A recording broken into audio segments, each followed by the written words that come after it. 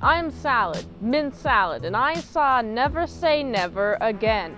It is directed by Irvin Kershner, written by Lorenzo Semple Jr.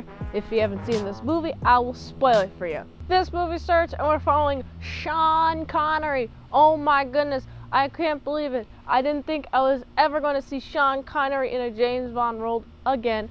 But yet, he is here, and he's old, and he's getting a bunch of physicals done. He doesn't pass the physicals, but his doctor be like, alright, you gotta do a bunch of physical exams. So that seems to be the first part of the movie, is just Sean Connery going through a bunch of old man exams. It's pretty fun. In the other room, a patient is getting beaten up. And then the guy who's beating up the patient goes to escape. James Bond recognizes that man, goes after him. Turns out it's a guy who works for Spectre. He has a handy-dandy right eye kind of eye dealio where you can adjust whose eye print he does with the eye. It's like it's programmable, which is pretty cool. And so it's up to Bond to go and confront this man. Also, what's interesting is in between all of the key plot points, we got a lot of filler. We got a lot of Sean Connery not doing stunts. Although it seems like with the influence of the other Bonds doing stunts, he's like, alright, I'm going to do a little bit of my own stunts. But he's obviously older, and so there's obvious stuntmen involved. He maybe does some minor stunts in this movie, minor being nothing at all compared to how stunty stunts can get, especially with modern movies. Sean Connery engages a game of Dominion with a guy where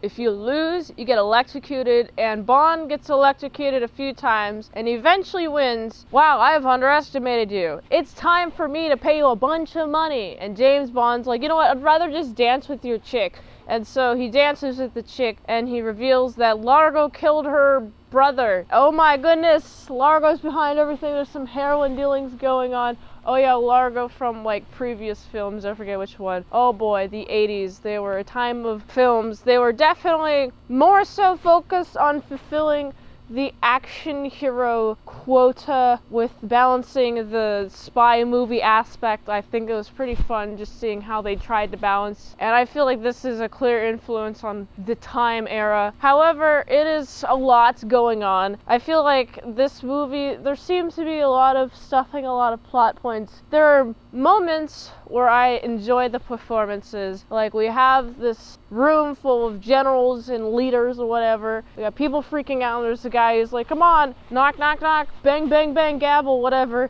He's like, come on, I got your attention. And we got this guy, he's trying to be the leader. He's gonna lead these men. And he's like, all right, well, you can pay us or else we're gonna get you. Also, what happens is there's this nuclear warhead that is a dummy that gets switched out with a real nuclear warhead, and it's just like annoying how that's there.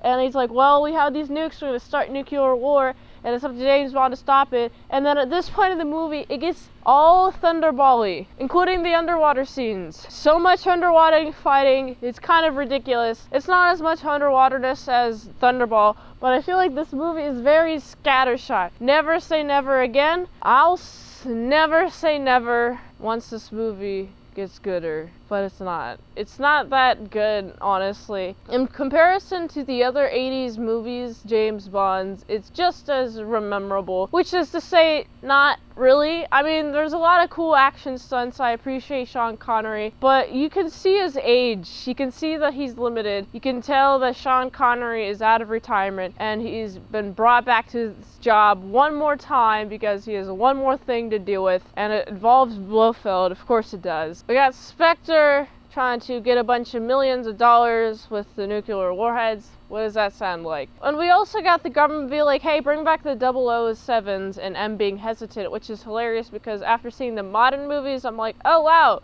it's interesting how in the modern movies they're shutting down the 007 and M's like, we gotta have it, dude. And this version is M is just not okay with having the 007s, but he's going to because it's on the orders of the government, so he has to bring back Bond. Reinstate Bond. He was suspended, but now he's not. Good on you, Bond. Man, this movie is kind of forgettable. My memory of this movie is very scattershot, just because I don't remember this movie in a series of sequential events that obviously lead one thing to the other, which is a sign of a good movie, by the way. If you've ever been curious about how I rate the movies, it is whether the beginning of the movie leads to some sort of emotional impact and decision that leads the decision of the next part of the movie, and then so on and so forth. And if it's a strong through line, and the emotionality is a strong through line, that is a sign of a good movie. I feel like James Bond films, they are just, hey, we gotta have James Bond in this particular location. Okay, cool. He's done it. Well, now we have access to this next location, and we're just gonna loosely tie it together. Now he's in this location. And it's not really a compelling reason that they do it. They mostly throw in like maybe a one-liner that is easily forgettable, easily missable. I feel like if there was a better story, it would have a more of an emotional hook as to why they're going to the place that they're going to,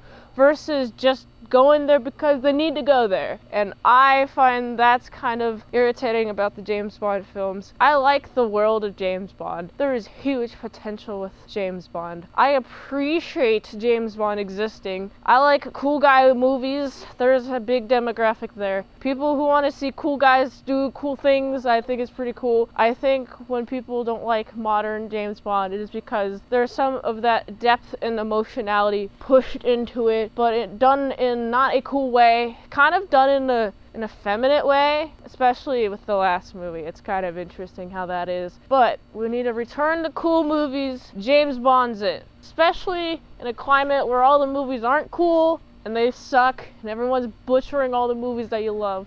James Bond is there to be cool. That's the function of James Bond. Never Say Never Again definitely functions as that. It is something to look at it and be like, yo, that is cool. I like that. I like what's on screen. I like seeing them fight underwater. But if your brain is turned on and you're trying to think about the through line of everything, I'm just like, I don't get it. It's hard for me to follow. If it's easy for you to follow, then your brain's more ripe to James Bond than my brain. My brain, I feel like I need what I mentioned before. I need all of that. Or if it's like really funny, I like that too. This movie gets to a point where James Bond has to defuse a nuke underwater. I think that is pretty intense. The tension in this movie, although there is an attempt at tension, it's not there for me. I just see it and I don't really feel emotionally connected to the events that are happening on screen. I'm just like, oh yeah, that's happening. I see that there's an attempt to have tension, especially in the way that it's edited, but I don't feel any tension in my body.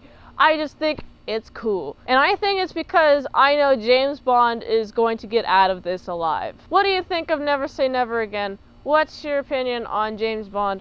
Let me know what your favorite James Bond movie is.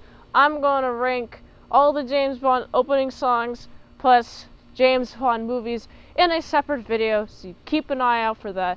Like, comment, subscribe, do all that fun jazz. Keep updated on the channel. I gotta give this movie, it's a solid 6.9 out of 10. Nice. I enjoyed watching James Bond. I like cool guys movies. I definitely think we need to return to the OG style James Bond movies. Those were the coolest. They're the most creative in my opinion. They're the most core essence of James Bond. Perfectly misogynistic, perfectly chauvinistic, perfectly women, perfect hotness, perfect movie structure. Very enjoyable. When I was watching the movies and I was scoring them, I didn't take into account the next run of James Bonds after those perfect movies. I like the early movies a lot. Go back, watch my reviews, do whatever. I want to know your opinion. So, if you like this review, watch another one. Platform really likes that. $20 dinos, patreon.com/ASEPresents. One movie review for 1 month. Go to the link tree, support the daily grindiness of all the daily movies so you're here. And until next time, mint salad saw. I'll see you later, my salad croutons and bacon bits.